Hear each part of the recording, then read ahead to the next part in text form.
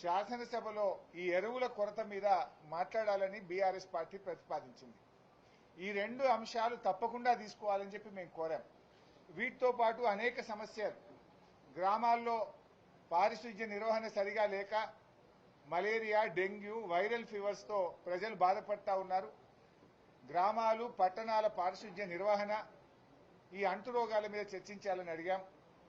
గురుకుల విద్యా సంస్థల్లో కనీస సదుపాయాలు లేక 100కు పైగా విద్యార్థుల మరణం, విష జ్వరాలపైన చర్చించాలని కోరాం.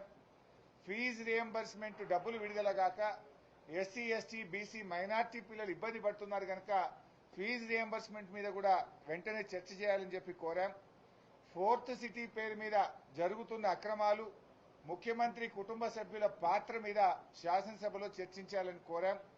అదేవిధంగా పౌర సరఫరాల శాఖలో ధాన్యం కుంభకోణము, బాధ్యులపై చర్యలు తీసుకోవడం అనే అంశం మీద చర్చ చేయాలని, అదేవిధంగా ప్రభుత్వ ఉద్యోగుల టీఏలు, డిఏలు, సరెండర్ లీవ్లు, రిటైర్మెంట్ ఉద్యోగుల బెనిఫిట్స్ ఇవ్వకపోవడము, పీఆర్సీ ఇవ్వకపోవడము, 5 డిఏలు పెండింగ్ ఉన్న అంశాల మీద కూడా చర్చ చేయాలని చెప్పి కోరాం.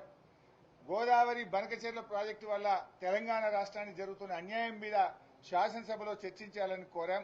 అదేవిధంగా మరి హైడ్రా కూల్చివేతలు, పేదలు పడుతున్న బాధలు, ప్రభుత్వ ఆసుపత్రుల్లో కనీస సౌకర్యాలు లేని విషయాలు తదితర అంశాల మీద బీఆర్ఎస్ పార్టీ ఈ శాసనసభ సమావేశాల్లో చర్చించాలని కోరాం.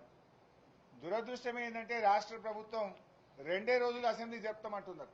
2 రోజులు అంటే 2 రోజులు అంటే ఇవాళ రేపు ఖతం బర్కాస్. అంటే పారిపోతున్నది ప్రభుత్వం.